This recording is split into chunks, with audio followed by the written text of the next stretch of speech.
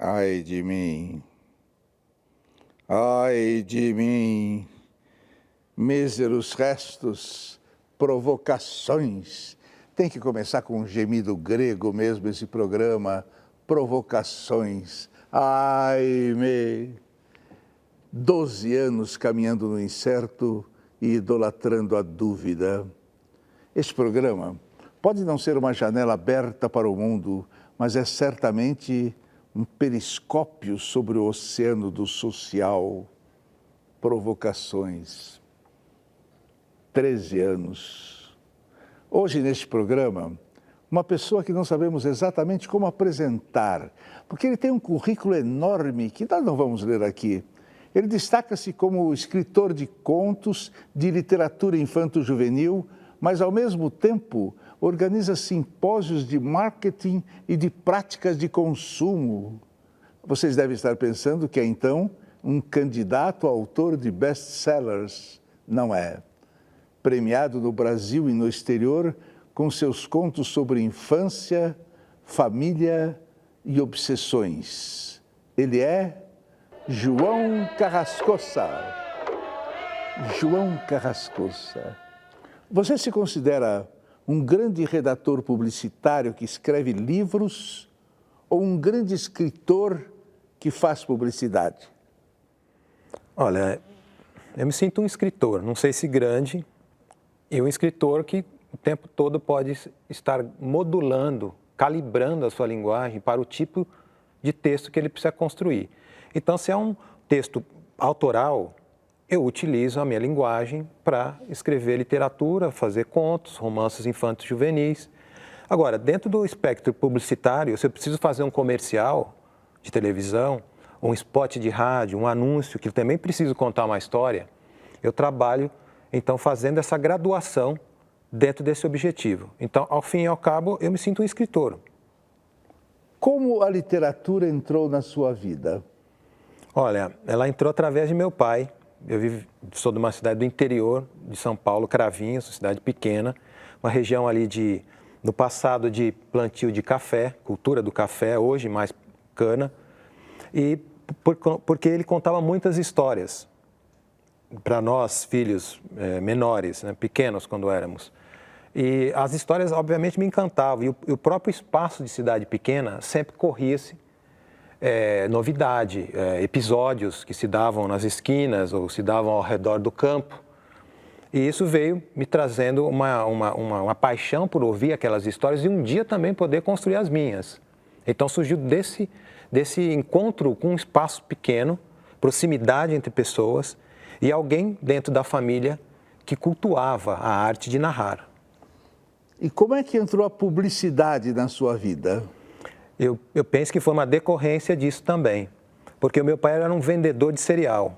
Então, ele percorria cidades vendendo cereais e eu, muitas vezes, faltava à escola para seguir com ele, eu e um outro irmão mais velho. E nesse mistério, nessas travessias que a gente fazia, eu percebia que ele tinha esse lado de ser um vendedor, me encantava também, a maneira como ele vendia os produtos e a maneira como ele contava as histórias, por outro lado. E eu fiquei pensando, um dia, será que existe uma profissão na qual eu possa me valer das histórias e, ao mesmo tempo, também divulgar produtos ou vender, entre aspas, produtos? E aí, mais adiante, descobri que existia a publicidade e que ela era uma fusão dessas duas águas. E aí falei, bom, então eu quero ser publicitário. Tem uma frase sua que a gente vai perguntar, o que é isso? A frase é marketing de guerrilha. O que é isso? Olha, o marketing de guerrilha é uma forma de você se valer do marketing nesses tempos contemporâneos de muita, vamos dizer, globalização, no qual as grandes marcas têm um total poderio de apresentar as suas estratégias publicitárias. Quando você não tem esse poderio, você é uma pequena empresa, você pode trabalhar com o marketing de guerrilha, ou seja, como a própria guerrilha, você trabalha em pequenos flancos, trabalha escondido, trabalha miúdo, porque você não pode ter grandes exposições na mídia. Então, você faz ações que podem também impactar sem gastar muito. E quem perde nisso? O consumidor? Não, eu penso que o consumidor ganha também, porque ele vai ter contato com determinadas, digamos, possibilidades, ofertas individuais ou de pequenas empresas que ele tinha muito pouco acesso de outra maneira, porque elas não pertencem à mídia principal, elas não têm possibilidade de ser visíveis dentro desse espectro mais convencional. Você escreveu Do Caos à Comunicação Publicitária. Para os que tentam entender os novos fenômenos da comunicação, que fenômenos são esses? A publicidade tem adotado muitos formatos diferentes hoje, justamente para poder se aproximar das pessoas. Então, ela aparece, vamos dizer, com possibilidades criativas na internet, vamos dizer, em espaços fechados, em espaços urbanos mais abertos, em shows, em eventos. Então, são formatos novos que você pode ter acesso e que tem trazido essas, vamos dizer, chances de outros profissionais aparecerem e fazerem coisas distintas, porque é um novo cenário para o mundo também da comunicação. A princípio parece um caos, mas justamente é no meio desse caos que você vai ordenando. E a tecnologia vai ajudar muito isso, né? Ela tem ajudado já. Tem ajudado. Eu até tenho uma crítica grande a isso, porque se você perceber a publicidade que é veiculada na televisão, ela é extremamente repetitiva. Você vê que é um domínio do capital, né? E ela induz a questão do estímulo e resposta, né? Eu sou a favor de criar os Conselhos Nacionais de Comunicação, e o Conselho Nacional e o Conselho Estadual de Comunicação, para que profissionais da área de psicologia, da área de sociologia, da área de diversas áreas, diversas ciências, possam discutir essa questão do estímulo, de respostas e ver o que é melhor para a gente poder estar melhorando o comportamento humano. Não sei. Espero que um dia entendam.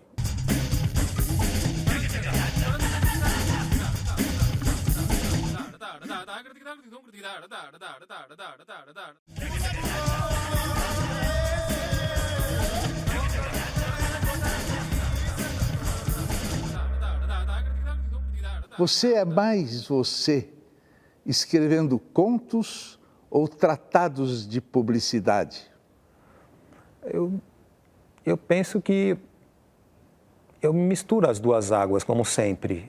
Eu creio que o escritor está sempre presente com o seu olhar, sua maneira de ver, né, o mundo, de construir também, porque a literatura é uma espécie de construção do mundo imaginário. E na hora que eu trabalho com a publicidade como objeto também de estudo, não apenas como um ofício, né, de fazer, eu penso sobre ela, eu deixo vazar também, digamos, uma certa possibilidade ficcional. Fazer a utilização ali de leituras, de um repertório que vem da ficção também. Então, eu procuro explicar a publicidade retextualizando, vamos dizer, uma narrativa de Machado de Assis, como, por exemplo, a teoria do medalhão, que você pode explicar conteúdos que tem ali pela publicidade, ou a publicidade pode ser explicada por um texto dessa natureza. E diga uma coisa, é uma provocação sua achar importante a literatura infanto-juvenil? Eu acho que sim, porque a literatura infanto-juvenil, na verdade, é uma literatura para todos. E o mercado a coloca dentro de um rótulo, como se só determinado público pudesse ler aquela história. Quando a literatura é feita para abrir caminhos e não para limitar. Então, escrever também para essa faixa, ou escrever para qualquer público, mas de alguma forma chegar também a essas gerações que estão começando, são crianças ou adolescentes e tal, dialogar com elas, é uma forma que eu sinto de também provocar a vontade de ler, a vontade de buscar esses universos imaginários, de procurar a sua escolha ficcional, porque cada um vai buscando o seu caminho, vai encontrando. Não seria tipo de melhor leitura. eles lerem Hamlet? Também, eu acredito que sim. Talvez não estejam prontos, às vezes é preciso uma outra leitura para... Ler Dostoiévski? Claro. Tá bom. Que prêmios você ganhou escrevendo livros? Olha, eu acho que o prêmio principal é ter leitores sensíveis que, quando leem o seu texto, eles interpretam ou se identificam com os seus personagens, eles entendem aquelas obsessões, eles se misturam com aquelas dores também, eles sentem que as vozes que estão ali nos textos as representam diante também de um mundo angustiante, sufocante por vezes, diante às vezes do vazio de existir, das suas dúvidas, das suas provocações em relação ao mundo. E, às vezes, esses prêmios vêm por meio de pessoas que se juntam e resolvem reconhecer sua obra dentro do cânone literário. Então, já tive a oportunidade de ganhar o Prêmio Jabuti, o Prêmio Guimarães Rosa, que é um prêmio dado pela Rádio França Internacional, prêmio da Fundação Biblioteca Nacional. Mas esses prêmios não são maiores que o prêmio de você ter um leitor, e isso não estou falando com nenhum tipo de demagogia. Isso é quase uma grande decadência, É uma decadência, exatamente. É uma decadência. É uma decadência. O prêmio Jabuti, bom. Sim, mas então, quer dizer, qual que é a importância maior, eu sinto, para um leitor, para um autor? É quando ele tem diante de si um leitor que, de fato, o entende. Como é isso de infância, família e obsessões na sua literatura? Como é que é isso? Eu acho que a gente não escolhe muito essas coisas. A gente veio meio que programado para se debater com certos conflitos. Há pessoas que têm outros tipos de embates com o mundo. E a infância, para mim, sempre foi um espaço de construção do ser. É como se ele estivesse ainda a caminho, fosse possível trabalhar diante de progressos que ele pode ter adiante. Então, a infância, como um período também de encantamento com o mundo, de descoberta das coisas pela primeira vez, sempre me fascinou.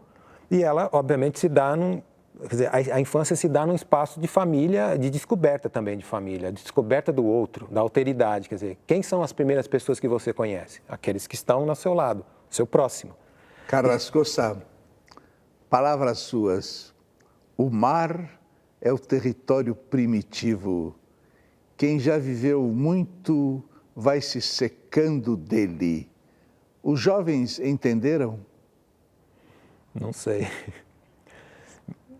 Espero que um dia entendam, quando se tornarem velhos, quem sabe. Quem hoje no Brasil escreve bem? Eu acho que tem uma literatura muito instigante no Brasil hoje em dia. Muita gente produzindo textos, não só romances, como contos, literatura, poesia. Há uma geração já mais experimentada, já trabalhando com textos mais maduros, outras que vêm vindo, muito na sequência, uma atrás das outras. Eu não tenho nomes para citar de saída, porque também não sou crítico literário. Eu tenho a minha visão específica daqueles que são da minha geração, que eu gosto de ler e tal, com quem a minha obra também dialoga. Mas eu vejo que há uma fertilidade na literatura contemporânea. Diga 4 nomes. 4 nomes? Posso dizer: Luiz Rufato, Milton Atum. Na poesia eu gosto muito de Antônio Cícero. Citei então 2 mais ou menos romancistas e um poeta. O que mais que eu posso dizer? Um contista. Chega. Por que você não faz poesia? Olha, curiosamente eu comecei a escrever, mexer com literatura por meio da poesia. Eu acho que o meu texto, que é uma prosa que está aberta para o lirismo, eu acho que ela é poética nesse sentido, ela não é um texto que conta histórias. Ele tem uma preocupação com a linguagem, com a melodia, com o lado filosófico até, né, ontológico, que a poesia se debate mais do que a prosa. E eu acho que ela está aí presente também, né? A última poesia? Olha, acabei de ler uma poesia agora. Eu estava relendo Vinícius de Moraes. De tudo ao meu amor serei atento, antes de contar o zelo e sempre tanto, que mesmo em face do maior encanto dele se encante mais meu pensamento. Quero vivê-lo em cada vão momento, em seu louvor, espalhar meu canto e rir meu riso e derramar meu pranto, ao seu louvor, ao seu contentamento. Se mais tarde, quando me procure, quem sabe a morte, a angústia de quem vive, quem sabe a solidão, fim de quem ama, eu possa me dizer do amor que tive, que não seja imortal, pois que é chama, mas que seja infinito, enquanto dure. Machado de Assis? Não, Vinícius de Moraes, claro.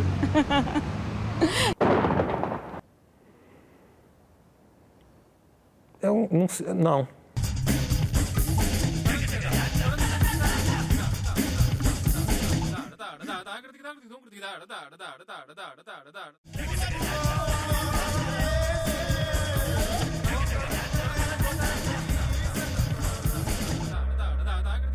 Quais as suas influências literárias? Olha, o que eu sinto muito na minha obra, que me pauta bastante, é a poesia modernista, especificamente Carlos Drummond de Andrade. Na prosa, gosto muito de... É Mário de Andrade em tudo.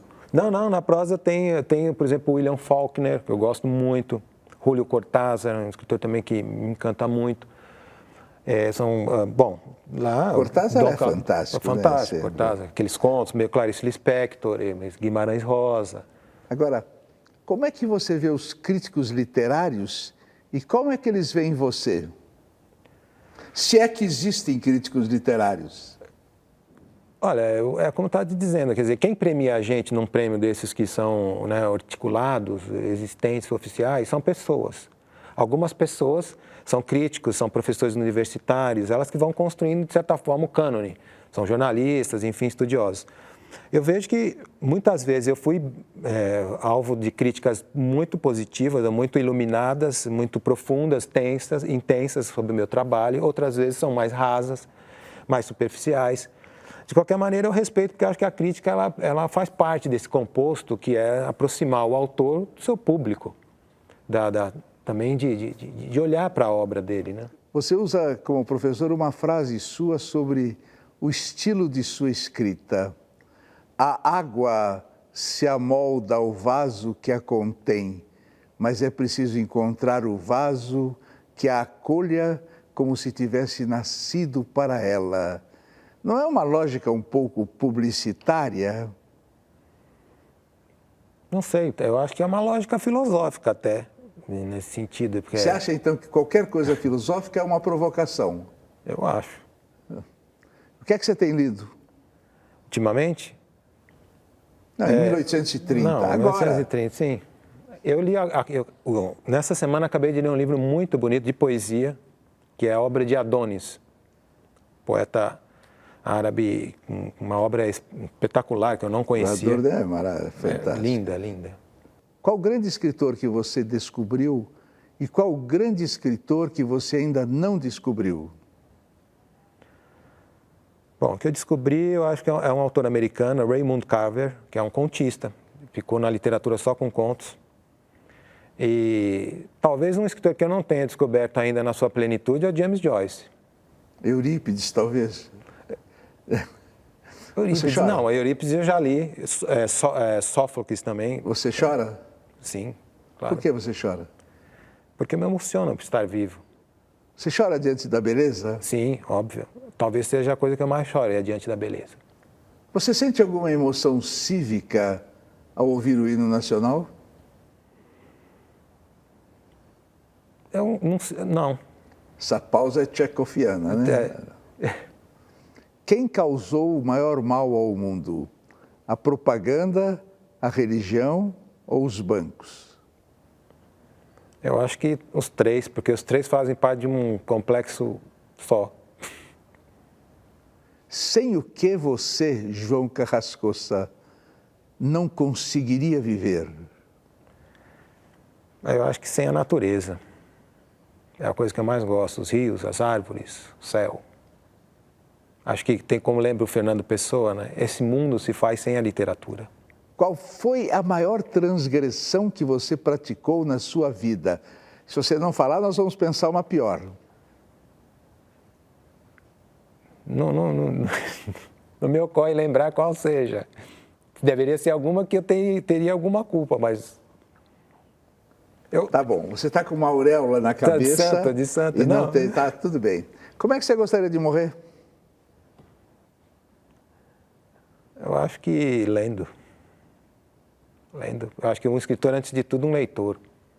E a leitura sempre para mim, a leitura é sempre uma forma de ir ao encontro dessa beleza, que é muitas vezes incompreensível.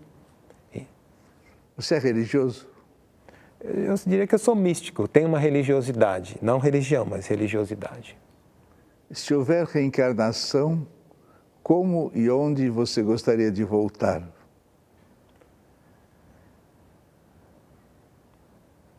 Não tenho ideia. Gostaria de voltar melhor. Dizem que na reencarnação a gente volta melhor, né? Um pouquinho melhor já seria muito bom, porque a gente se debate com seus limites, né? E se ao morrer você descobrir que há lá em cima apenas um imenso e silencioso nada?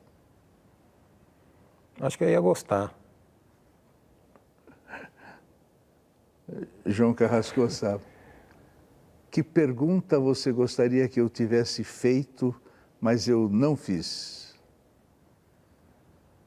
Não me ocorre nenhuma agora. Gostei, adorei as que você fez. E qual a pergunta que eu fiz e você gostaria que eu não tivesse feito? Também não. Tá bom. João, o que é a vida? A vida é não conseguir, como dizia o Fernando Pessoa. João, o que é a vida? A vida é não conseguir. Tá bom. Então dá cá um abraço, que a única coisa falsa desse programa é um abraço, tá bom?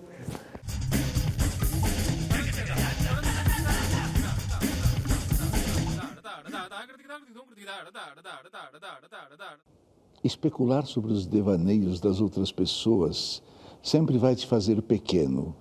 Pensar simples e involuntariamente já esmaga muito do que você acredita, criando outras certezas que serão esmagadas um pouco depois. É difícil acreditar em algo que exponha o que você realmente é. É difícil, impossível ser uma coisa só. Talvez por isso algumas pessoas falem pouco, valorizando o poder do silêncio. Talvez por isso algumas pessoas falem tanto e riam tanto, mostrando a coragem que querem mostrar que têm de ser, seja lá o que for. Nós mentimos para nós mesmos muitas vezes, só para nos convencermos de que somos tal coisa, de que nunca mudamos ou de que agora somos totalmente diferentes. A verdade é que a nossa existência depende essencialmente da existência dos outros. Nós somos tudo o que vimos, tudo o que gostamos, tudo o que fizemos e normalmente não faríamos. Nós somos aquele calafrio que se sente por alguém com quem você nunca conversou e que nem faz seu tipo. Aquela alegria que vem sem explicação durante o dia, mas sem graça. O envolvimento com as personagens de um livro. Ser é como amar, como ter esperança. Essas coisas que não dão para tocar e das quais a gente vive apanhando.